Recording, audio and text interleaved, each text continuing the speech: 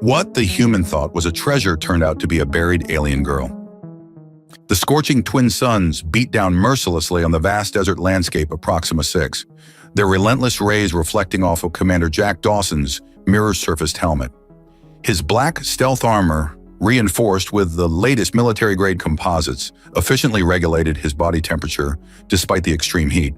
The sleek spacecraft, christened Stellar Shadow, glided mere meters above the endless sea of golden dunes. "Another wild goose chase," Jack muttered to himself, his deep voice echoing inside his helmet. The mission was supposed to be simple: locate a crashed Centaurian freighter reportedly carrying valuable artifacts. Instead, he'd spent the last 3 days scanning nothing but sand and more sand. The scanner's sudden, insistent beeping jolted him from his thoughts. A strong energy signature emanated from beneath the desert's surface, approximately 20 meters down. Well, what do we have here?" A grin spread across his face as he brought the Stellar Shadow to a gentle landing. The ship's landing gear sank slightly into the soft sand as the engines powered down. Jack grabbed his quantum shovel, a piece of equipment that could move massive amounts of material with minimal effort, and stepped out onto the desert surface. The sand crunched beneath his boots as he made his way to the location indicated by a scanner. "If this turns out to be another piece of space junk," he grumbled, activating the quantum shovel, "I'm officially retiring from treasure hunting." The device hummed to life, creating a controlled gravitational field that began shifting the sand aside. Layer after layer of the desert was peeled away, revealing something that made Jack's heart race. A perfectly spherical object, roughly 3 meters in diameter, its metallic surface still gleaming despite being buried in the sand. "Jackpot," he whispered, his excitement building as he cleared away the remaining sand. But as the object became fully visible, his triumphant smile faded. He took a set. This was no treasure chest or artifact container. It was an escape pod, unlike any he'd ever seen. The pod's design was elegant, almost artistic, with flowing lines and patterns that seemed to shift in the sunlight. Through its crystalline viewport, Jack could make out a figure inside. His breath caught in his throat as he wiped away the last traces of sand from the window. Inside lay a woman, or at least a feminine, humanoid being. Her skin was a pale, luminescent silver, and long, wavy white hair framed her face like a halo. She wore a form-fitting black suit that seemed to be made of some kind of living material, with a deep neckline that left little to the imagination. "Holy shit," Jack breathed, his heart pounding. The woman appeared to be in some sort of stasis, her chest rising and falling almost imperceptibly. His scanner indicated she was alive, but in a deep hibernation state. Without hesitation, he activated his plasma cutter. The crystalline viewport resisted at first, but eventually yielded with a sharp crack. As the seal broke, a rush of cool air escaped, carrying with it the faint scent of something alien yet oddly pleasant, like morning dew on exotic flowers. The woman's eyes fluttered open, revealing irises of the deepest blue he'd ever seen. She gasped, drawing in her first breath of fresh air in what must have been years, maybe decades. "Easy there," Jack said softly, helping her sit up. "You're safe now." She looked at him, her head tilting slightly as she studied his armored form. Then, to his surprise, she spoke in perfect English, her voice carrying a melodious quality that sent shivers down his spine. "You're human," she said, a smile playing at the corners of her mouth. "How fascinating." "And you're definitely not," Jack replied, removing his helmet to reveal his rugged features and dark hair. "I'm Commander Jack Dawson, and you are—" "Itaria," she said, gracefully accepting his help as she climbed out of the pod. "Itaria Luminaris, and I believe, Commander, that you've just saved my life." The first signs of the approaching sandstorm manifested as a distant wall of swirling orange on the horizon. Jack watched the ominous formation with growing concern as he and Itaria made their way back to the Stellar Shadow. "We won't make it," Itaria said, her melodious voice carrying over the rising wind. "Your ship is too far." Jack checked his helmet's readouts, knowing she was right. The storm was moving faster than they could walk, even at their current brisk pace. His eyes scanned the landscape, finally settling on a dark opening in a nearby rock formation. "There," he pointed. "Looks like some kind of cave or ancient structure. We can wait out the storm there." They altered their course, quickening their pace as the wind continued to intensify. Sand particles began to sting any exposed skin, and the air grew thick with dust. Jack kept a protective arm around Ataria, guiding her toward their destination. The opening turned out to be the entrance to what appeared to be an abandoned alien outpost, its architecture suggesting it predated even Ataria's civilization. The walls were covered in strange, flowing symbols that seemed to pulse with a faint bioluminescence. "Fascinating," Ataria breathed, running her silvery fingers along the symbols. "These are precursor glyphs. This must be one of their emergency shelters." "Precursors?" Jack asked, securing the entrance against the howling storm outside. "An ancient race that seeded the galaxy with life," she explained, her blue eyes sparkling with enthusiasm. "They vanished millions of years ago, but their structures remain. Some still function." As if responding to her words, the walls hummed to life and soft ambient lighting filled the chamber. The temperature began to regulate itself and the air grew cleaner.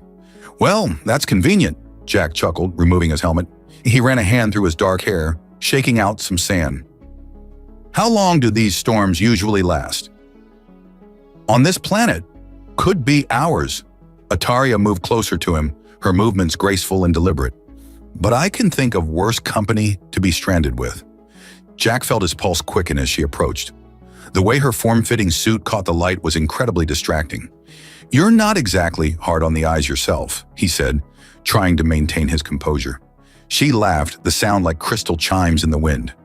"You humans are fascinating creatures, so young as a species, yet so passionate, so alive."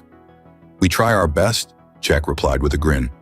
"Although I have to admit, you're the first alien I've met who seems to appreciate that about us. Most think we're too impulsive, too emotional. Those are precisely the qualities I find most intriguing," Ataria said, closing the distance between them. Her silver skin seemed to glow in the soft light. "Your emotions make you strong, not weak. Your passions drive you to achieve impossible things." Jack found himself lost in her deep blue eyes. "And what about your people? Are they all as appreciative of humans as you are?" "My people are long-lived and set in their ways," she said, a hint of sadness in her voice. "They've forgotten what it means to truly feel, to take risks, to follow their hearts. It's why I left." "You're a rebel then?" Jack asked, his hand unconsciously reaching up to brush a strand of her white hair from her face. She leaned into his touch, her skin surprisingly warm. "I suppose you could say that. I believe in experiencing life fully in all its beautiful chaos. That's what drew me to study humans in the first place." "Study us?" Jack raised an eyebrow. She hummed, her fingers tracing patterns on his armor. "I was a xenoanthropologist before circumstances forced me into that pod. Humans were my specialty. Your art, your music, your literature, your capacity for love." She looked up at him through long lashes. "Your incredible ability to adapt and connect with other species." The air between them grew charged with unspoken possibilities. Jack felt drawn to her in a way he couldn't explain. It was more than just physical attraction. There was something about her spirit, her curiosity, her appreciation for humanity that resonated deeply with him. "And what have your studies taught you about human connection?" he asked, his voice growing husky. "Theory is one thing," she whispered, pressing closer. "Practice is another entirely." Their first kiss was electric, a meeting of two worlds, two species, but driven by the same fundamental desire for connection. Jack pulled her closer, marveling at how perfectly she fit against him, despite their alien nature to each other. When they finally parted, both slightly breathless, Ataria's skin was glowing more brightly than before. "That was... yeah," Jack agreed, still holding her close. "I've studied human mating rituals extensively," she said with a mischievous smile, "but I never imagined experiencing them firsthand would be so... intense." Jack couldn't help but laugh. "Mating rituals. Is that what the xenoanthropologists are calling it these days? Would you prefer courtship behaviors?" she teased, her fingers working at the clasp of his armor. "Or perhaps pair bonding practices?" "How about we just call it what it is?" Jack suggested, helping her with the more complicated pieces of his suit. "Two people who find each other incredibly attractive, stuck in an ancient alien shelter during a sandstorm." "Very romantic," she murmured, pressing kisses along his jaw. "Though I should warn you, my species has some unique physiological responses during moments of passion. Oh, Jack raised an eyebrow, intrigued. Care to elaborate? I think, she said, her skin pulsing with a soft, ethereal light, it would be more fun to show you. The storm raged outside, but within the shelter, Jack and Ataria created their own world, exploring each other with equal parts passion and tenderness. Their differences became bridges rather than barriers, and in the ancient halls of a long-dead civilization, they wrote their own chapter in the ongoing story of life in the universe. Hours later, they lay together on their discarded clothing, Ataria's natural bioluminescence, providing a soft, intimate glow. Her head rested on Jack's chest as he absently stroked her silvery hair. Your heart, she murmured, placing her hand over it. It beats so much faster than my people's. Everything about humans is more intense. Jack chuckled, the sound rumbling through his chest. Is that a complaint? Quite the opposite, she said, propping herself up to look at him. Her blue eyes seemed to hold entire galaxies within them. It's exhilarating. You humans live so fully, feel so deeply. Every moment matters to you because your lives are shorter than ours. It makes you appreciate things we take for granted. How long do your people live? Jack asked, curious. Several centuries, typically. She traced patterns on his chest with her finger. But many of us just, exist. We've lost the ability to truly live. That's why I became so fascinated with humans. You reminded me what it means to be alive. The storm continued to howl outside, but within their shelter, time seemed to flow differently. They talked for hours, sharing stories of their respective worlds, their hopes, their dreams. Ataria told him about her research, about how she'd come to appreciate humanity's unique place in the galaxy. Most species either fear or dismiss humans, she explained. They see you as primitive, too emotional, too unpredictable, but they're missing the point entirely. Those very qualities make you extraordinary. And what qualities would those be? Jack asked, genuinely curious about her perspective. Your adaptability, for one, your creativity, your ability to form deep emotional bonds, even with beings completely different from yourself. She smiled softly. Your capacity for love. Jack pulled her closer, pressing a kiss to her forehead. Speaking of adaptability, I have to admit, I never imagined I'd find myself in a situation like this when I went looking for treasure this morning. Ataria laughed, her skin pulsing with light. Sometimes the greatest treasures aren't what we expect them to be. Very philosophical, he teased, though her words rang true. What had started as a simple treasure hunt had led him to something far more valuable. A connection he never could have anticipated. The storm began to die down outside, the howling wind gradually subsiding to a gentle whisper. Neither of them made any move to leave their sanctuary. We should probably head back to your ship soon, Ataria said eventually, though she made no effort to move from her comfortable position. Probably, Jack agreed, equally reluctant to end their time together. Though I have to ask, what happens next? After we leave here? She lifted her head to meet his gaze, her expression serious. What would you like to happen? Well, he said thoughtfully, I do have a rather spacious ship, and I could use a xenoanthropologist's expertise on my treasure hunting expeditions. Her face lit up, literally her skin glowing brighter. Are you offering me a job, Commander Dawson? I'm offering you an adventure, he corrected with a grin. Though I should warn you, life with a human treasure hunter isn't always comfortable or predictable. Perfect, she said, leaning in to kiss him. Predictable is precisely what I left behind. The trek back to the stellar shadow was deceptively peaceful. The post-storm desert gleamed like polished copper under the twin suns, with occasional breeze lifting small swirls of sand into the air. Jack and Ataria walked hand in hand, their newfound intimacy evident in every shared glance and subtle touch. Your ship's scanner range? Ataria asked suddenly, her tone shifting from playful to serious. About 50 kilometers. Why? Check the upper atmosphere, quadrant 7. Jack activated his helmet's advanced scanning system. His heart sank as multiple signatures appeared. Sleek, predatory vessels unlike anything he'd encountered before. Friends of yours? How could he asked, already knowing the answer. The Luminaris Enforcement Division. Ataria's voice carried a mix of resignation and defiance. My father's personal guard. Your father? High Counselor Luminaris, leader of my people. She squeezed his hand. And the man who ordered me into that stasis pod. Jack processed this revelation as they quickened their pace. Your own father buried you in the desert. He didn't know where they'd hide me. That was the point. Or her skin dimmed slightly. A sign of distress, Jack had learned. I discovered something problematic about our species' fertility crisis. They reached the stellar shadow, and Jack quickly began pre-flight procedures. I'm guessing this crisis has something to do with why you were studying humans.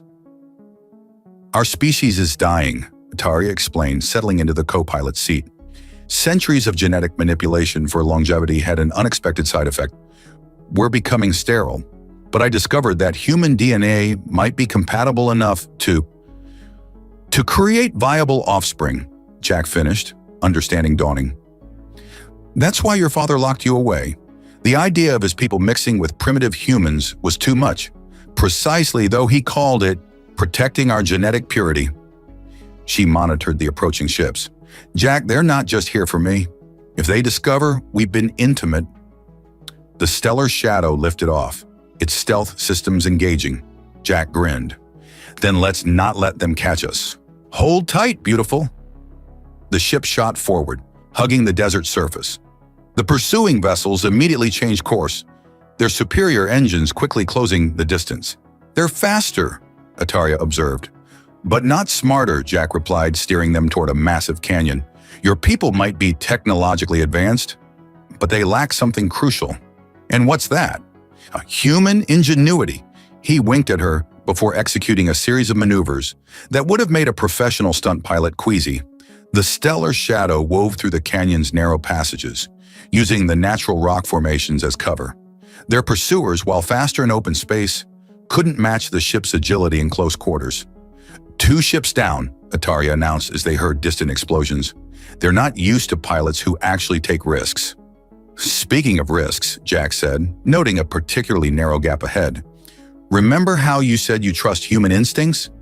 Yes? Prove it. He cut all power to the engines and engaged the emergency gravity compensators. The ship dropped like a stone, sliding sideways through a gap barely wider than their hull. Above them, 3 pursuit vessels collided, trying to adjust their course. That's my crazy human, Ataria laughed, her skin glowing brightly with excitement. They emerged from the canyon into open space, leaving the remaining pursuers far behind.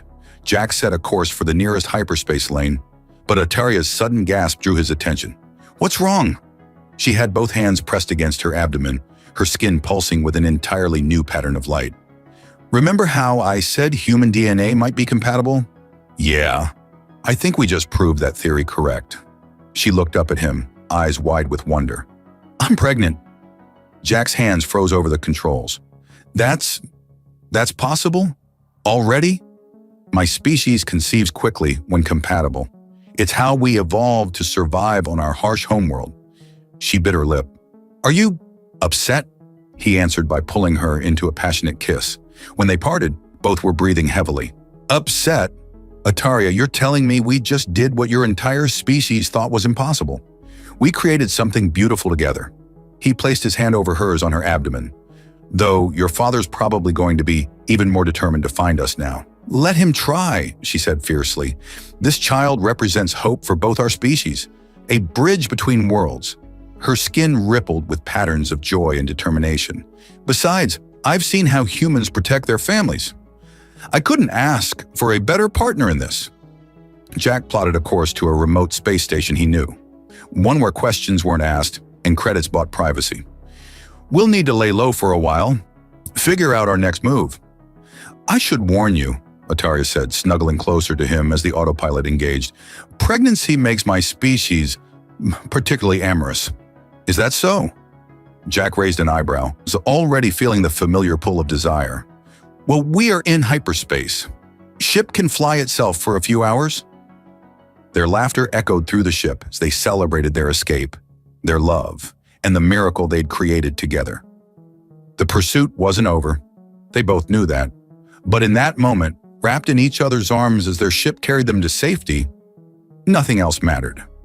Hours later, as they lay in the ship's small but comfortable bed, Ataria traced patterns on Jack's chest while he played with her luminescent hair. You know, she mused. When my research suggested humans would be compatible mates, I never imagined testing the theory personally. Disappointed? He teased. Quite the opposite. She propped herself up to look at him. My people have forgotten what it means to feel this deeply, to love this completely. We've traded passion for longevity, spontaneity for security. Her hand drifted to her abdomen. This child will have the best of both worlds. Human passion and creativity with our species' connection to the universal energy. And probably a hell of a stubborn streak, Jack added with a grin. Definitely that, she agreed, kissing him softly. Though we should probably discuss names soon. My people typically choose names that reflect the child's energy signature, but I'm open to human traditions. Let's worry about names after we find a safe place to hide from your father's army, Jack suggested, though he couldn't help but smile at the thought. Any ideas where we should head? Actually, yes.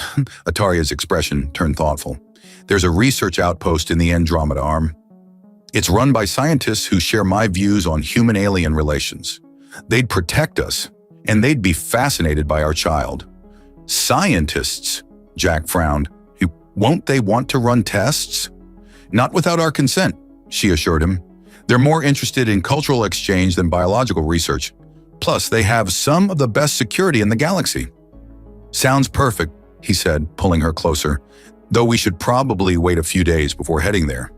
Give your father's ships time to search in the wrong direction. She hummed against his neck. And how do you suggest we pass the time? I'm sure we'll think of something, he replied, capturing her lips with his own, as her skin began to glow with renewed passion.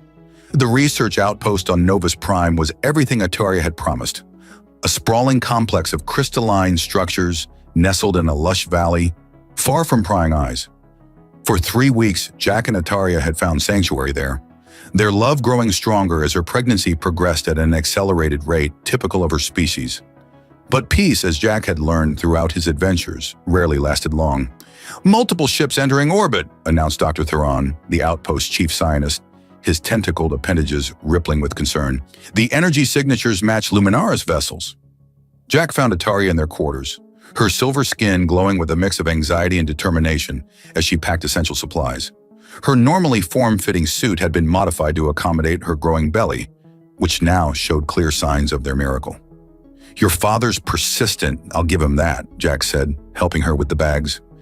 He's not just persistent, Ataria replied, her blue eyes meeting his. He's desperate. Our people's birth rates have dropped to near zero. This child, she placed a hand on her abdomen, which emitted a soft pulsing light. This child represents hope. Before Jack could respond, the room's communication panel chimed. Dr. Theron's voice filled the space. High Counselor Luminaris requests a peaceful meeting. He's coming alone. Jack and Ataria exchanged glances. A trap? He asked. No, she said after a moment. My father may be many things, but he's not a liar. If he says he's coming alone, he is. The meeting was arranged in the outpost's central chamber, a vast room with walls of living crystal that responded to emotional energies. As Jack and Ataria waited, the crystals reflected their mixed feelings, swirling patterns of love, determination, and apprehension. High Counselor Luminaris arrived without fanfare, a tall figure in flowing robes of iridescent material. His silver skin was paler than Ataria's, and his white hair was streaked with patterns of luminescence that spoke of his age and power.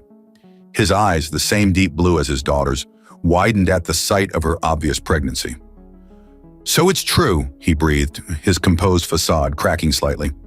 You've actually done it.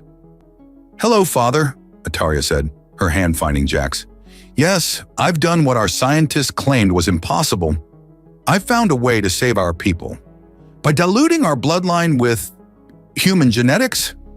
The word human carried centuries of prejudice, but Jack detected something else in the High Counselor's tone. Desperation, perhaps even hope. Look at me, Father, Ataria challenged, her skin glowing brilliantly. I'm healthier than I've ever been. This child within me burns brighter than any pure-blooded Luminaris has in generations, and it's because of Jack's humanity, not in spite of it. The High Counselor circled them slowly, his scientific curiosity apparently overriding his initial disgust. The energy patterns, they're unlike anything I've seen. Stronger, more vibrant. He stopped before Jack, studying him intently. "You're the human who found my daughter." "I am," Jack replied, meeting the alien leader's gaze steadily. "Though I'd say she found me just as much as I found her." A ghost of a smile touched Luminaris's lips. "Yes, my daughter has always had a talent for finding exactly what she needs." He turned back to Ataria. "Your research suggested human compatibility, but I never imagined. The council will need proof, of course. Documentation of the conception, the pregnancy's progression." "Father!" Ataria's skin flushed with embarrassment. "I mean medical data," he clarified quickly, actually looking somewhat flustered. "Though I suppose the traditional aspects of the union would be relevant for future couples." Jack couldn't help but chuckle, breaking the tension. "Sir, with all due respect, maybe we should focus on the bigger picture here. Your people are dying. We've found a solution. The question is, are you willing to accept it?" The High Counselor was quiet for a long moment, his skin patterns shifting through complex emotions. Finally, he spoke. "When I ordered you into stasis, Ataria, it was because I feared your theories would destroy our society. The idea of mixing with shorter-lived species seemed beneath us." He reached out, tentatively touching her glowing abdomen. "But I was wrong. This child, the energy it radiates, it's magnificent." "It's more than that," Ataria said softly. "This child represents everything we've lost: passion, adaptability, the drive to evolve rather than to stagnate. Jack showed me what it means to truly live again, not just exist." The crystals around them pulsed with the intensity of their shared emotions as the High Counselor made his decision. "The Council will resist, of course. Centuries of prejudice don't disappear overnight." "Then we'll show them," Jack said firmly. "Let them see what we've created together. Let them meet their grandchild." "Grandchild," Luminaris repeated the word as if tasting it. "I never thought I'd have the chance to be a grandfather." He straightened, his bearing once again that of a leader. "Very well. Return with me to our homeworld, not as prisoners, but as honored guests. Let us show our people that salvation can come from unexpected places." Later that night in their quarters, Jack held Ataria close as they processed the day's events. Her skin glowed with contentment as she traced patterns on his chest. "You know," she murmured, "I never imagined my father would actually listen to reason." "Maybe he just needed the right motivation," Jack replied, his hand resting on her belly. "It's hard to argue with a miracle." She agreed, shifting to kiss him. "Speaking of miracles, my pregnancy hormones are making me rather energetic tonight." Jack grinned, pulling her closer. "Well, we are supposed to be documenting everything for scientific purposes." Their laughter turned to sighs of pleasure as they celebrated their victory and their love, the crystal walls around them pulsing with the rhythm of their passion. The capital city of the Luminaris homeworld, Argentum Prime, stretched toward the purple sky like a forest of crystalline spires. Jack stood at the window of their palatial quarters, still adjusting to the ethereal beauty of this alien world. The architecture seemed alive, pulsing with the collective energy of its inhabitants. "Overwhelmed," Ataria's melodious voice came from behind him as she wrapped her arms around his waist, her pregnant belly, now prominently showing, pressed against his back. "It's like being inside a living diamond," he mused, turning to face her, "though none of these crystals shine as brightly as you." Her skin flickered with pleasure at the compliment. She wore a traditional Luminaris gown that adapted to her changing form, the material flowing like liquid starlight. "Flatterer, ready to face the council?"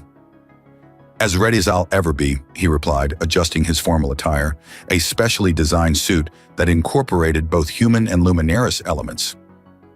"Though I still think your father's taking a risk introducing me as your official mate." "The risk would be hiding you," she countered, straightening his collar. "Our people need to see that humans aren't the primitives they imagine." Besides, her hands lingered on his chest, her skin pulsing with desire.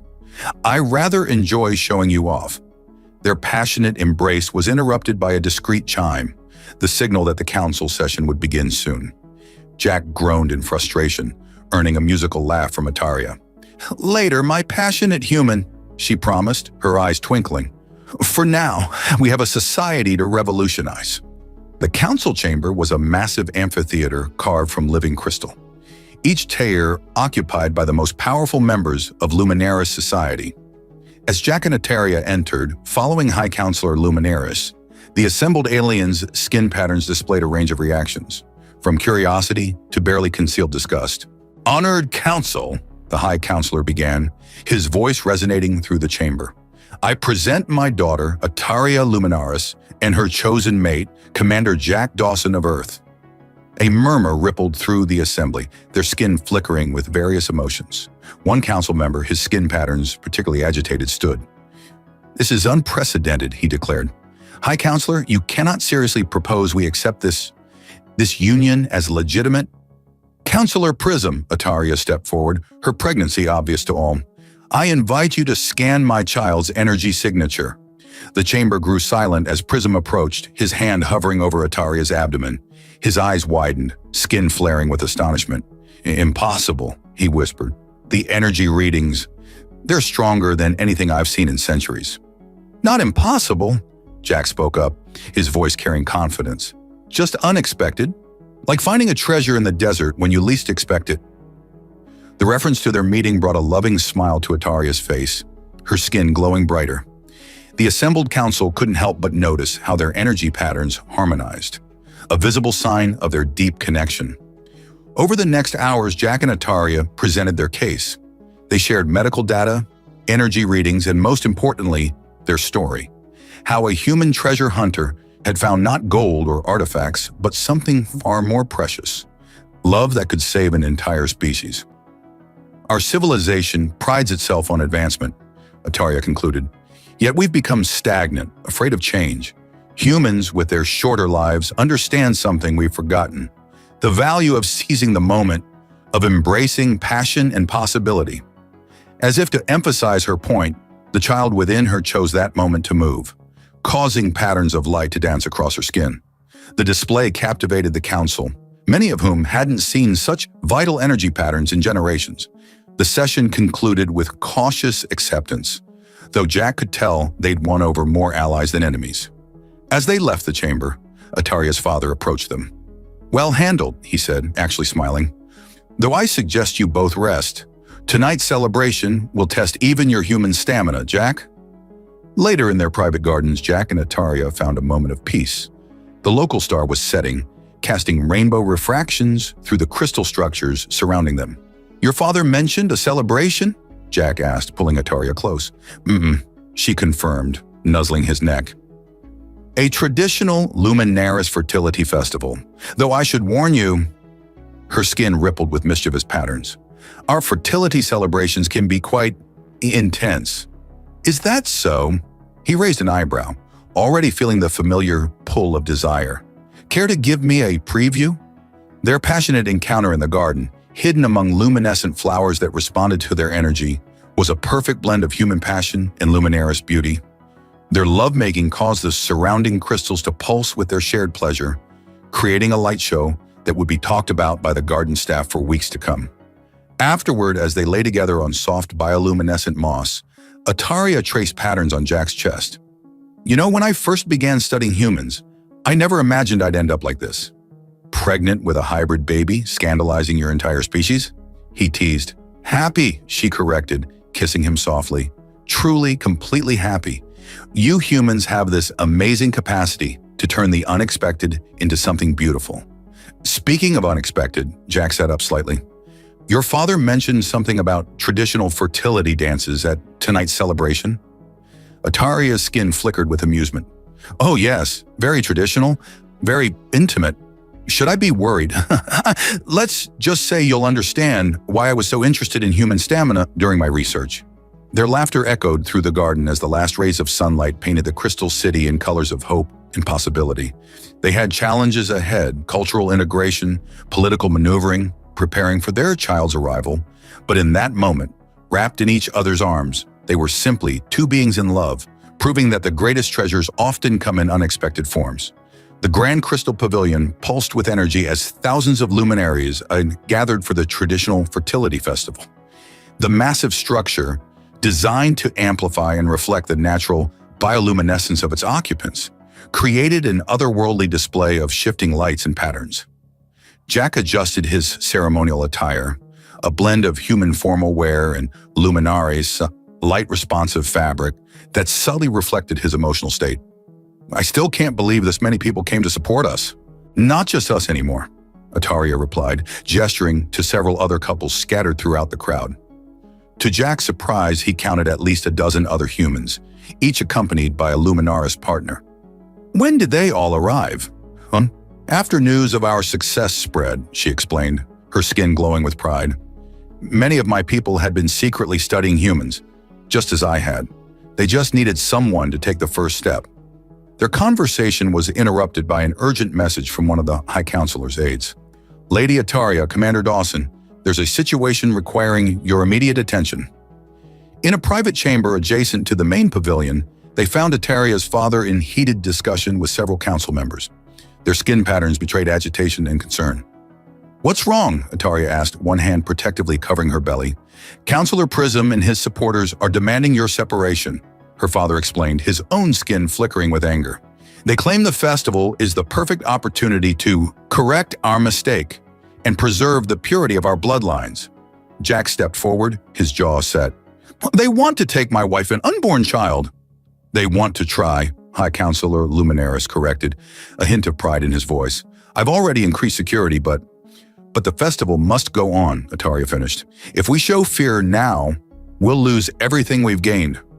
Jack pulled her close, feeling their child's energy pulse between them. "Then let's give them a show they'll never forget." The fertility festival began with traditional ceremonies, but it was the coupling dance that would prove decisive. As the music began, a haunting blend of crystalline tones and human rhythms, Jack and Ataria took their place in the center of the pavilion. Their dance was unlike anything the Luminaries had seen before. Where their traditional movements were formal and reserved, Jack and Ataria's performance burned with passion. Every touch, every gesture spoke of their deep connection. Ataria's skin blazed with patterns of love and desire, while the light-responsive elements in Jack's clothing responded in kind. Other couples began to join them, humans and Luminarius moving together in ways that bridged their cultural differences. The energy in the pavilion built to unprecedented levels, the crystal walls amplifying and reflecting their combined emotional signatures. From his position on the dance floor, Jack spotted Prism and his supporters moving through the crowd. But before they could act, something extraordinary happened. The assembled couple's combined energy created a phenomenon never before seen in the pavilion. The crystal structure began resonating with their shared emotions, producing waves of light that swept through the gathering. Where these waves passed, prejudices seemed to fade, replaced by understanding and acceptance. Prism himself stopped mid-stride, his skin patterns shifting from hostility to wonder as the energy passed through him. The sight of so many happy couples, their combined light creating patterns of impossible beauty, seemed to shake his convictions. Jack and Ataria's dance reached its crescendo. Their bodies pressed close as the music peaked. The child within her responded to their passion, creating its own unique light patterns that rippled outward, touching everyone in the pavilion.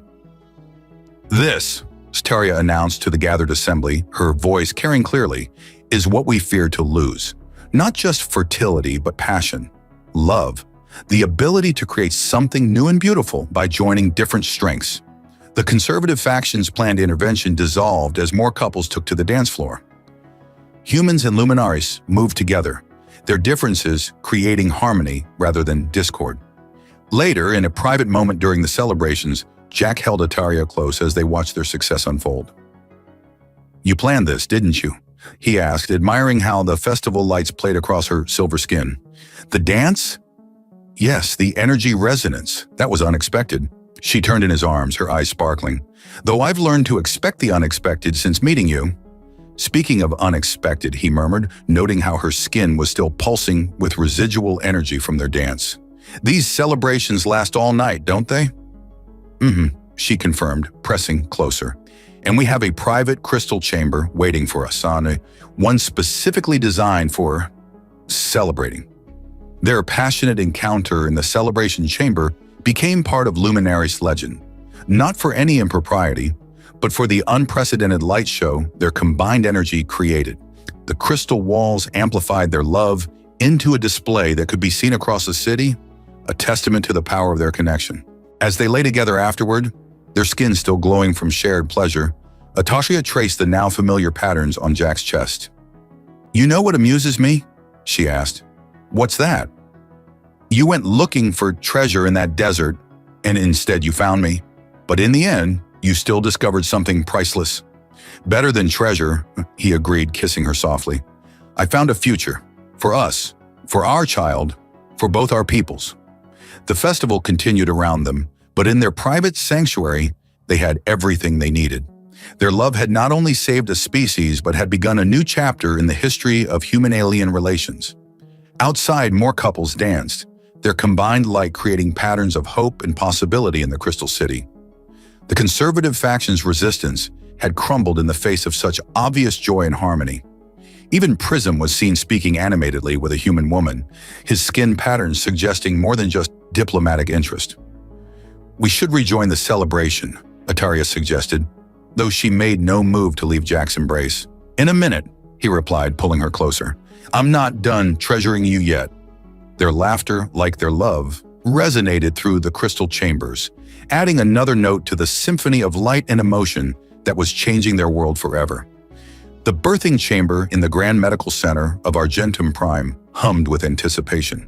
The crystal walls pulsed with the combined energy signatures of mother and child as Ataria prepared to bring their son into the world.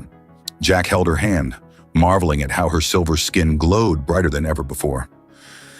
"Almost time," the medical attendant announced, monitoring the energy patterns that swirled around them. "The child's signature is remarkably strong." Jack kissed Ataria's forehead, remembering their journey, from that fateful day in the desert when he discovered not gold or artifacts, but something infinitely more precious. "You're doing amazing, love." Their son entered the world with a burst of light that momentarily illuminated the entire medical center. His first cry carried both human vigor and luminous resonance, creating harmonic patterns in the crystal walls that had never been seen before. "He's perfect," Ataria breathed, cradling their newborn. The boy had Jack's strong features, but Ataria's silver skin, which already showed remarkable control over its luminescence. His eyes, when they opened, were a striking blend of human brown and luminaris blue, creating an iridescent effect that seemed to shift with his emotions. "What shall we call him?" Jack asked, gently touching his son's cheek. "Lyrian," Ataria replied without hesitation. "In our ancient tongue, it means bridge between stars." As the days passed, it became clear that Lyrian was indeed a bridge, not just between human and luminaris, but between different ways of understanding the universe itself. His hybrid physiology gave him unique abilities that amazed both species. Like his luminous heritage, he could control his bioluminescence and communicate through light patterns. But he also possessed his father's human adaptability and quick thinking. Most remarkably, he could instinctively understand and translate the energy patterns of any species he encountered, breaking down communication barriers that had existed for millennia. 1 month after Lyrian's birth, Jack and Ataria stood in their private gardens, watching their son sleep in a floating crystal cradle. The baby's skin pulsed softly with peaceful dreams, creating beautiful patterns in the air around him. "He's going to change everything," Ataria said, leaning back against Jack's chest. "Not through any mystical powers, but through understanding. The ability to help different species truly communicate with each other." "Just like his mother," Jack murmured, kissing her neck. "Always bridging gaps between worlds." "And like his father," she turned in his arms, her skin beginning to glow with familiar desire.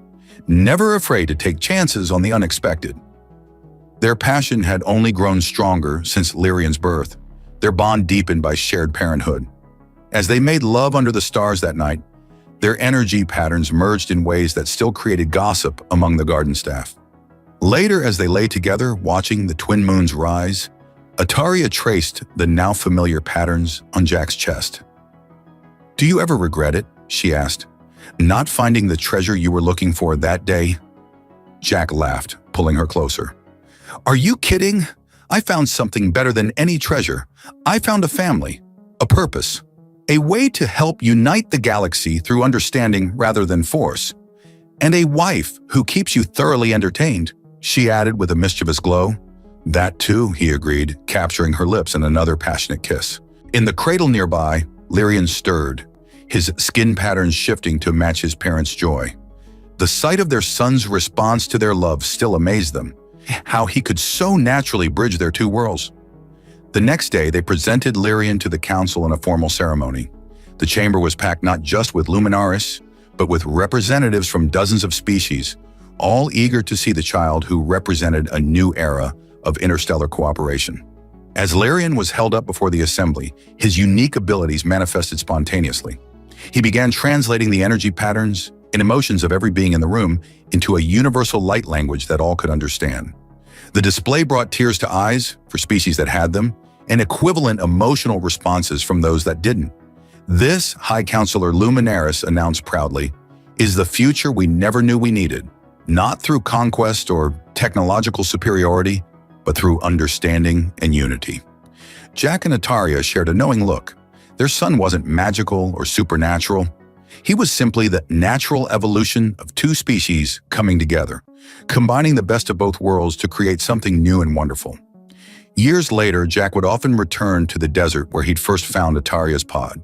He'd bring Lyrian with him, telling him the story of how a treasure hunt had led to the greatest discovery of all, love that could bridge the stars themselves. The story of the human male who found an alien treasure became legend throughout the galaxy, though not for the reasons anyone might have expected. It wasn't about gold or artifacts, but about how the greatest treasures often come in forms we never anticipate. As their family grew and their influence spread, Jack and Ataria remained at heart what they'd always been. Two beings who'd found each other against all odds and created something beautiful together. Their love story became a beacon of hope for others, proving that differences could be bridges rather than barriers. And Lyrian, their precious son, grew into his role not as a mystical savior, but as a living example of what was possible when love overcame prejudice and fear. His ability to help species understand each other changed the face of galactic diplomacy forever, one connection at a time. "You know," Jack said one evening as they watched Lyrian playing in their garden, his skin glowing with joy as he practiced translating the energy patterns of local wildlife. I think I finally understand what real treasure is." "Oh," Ataria raised an eyebrow, her skin flickering with amusement. "It's not what you find," he said, pulling her close. "It's what you build together." Their kiss sent ripples of light through the crystal gardens, a testament to a love that had changed not just their lives, but the course of galactic history. All because a treasure hunter had found something far more precious than gold buried in the desert sand.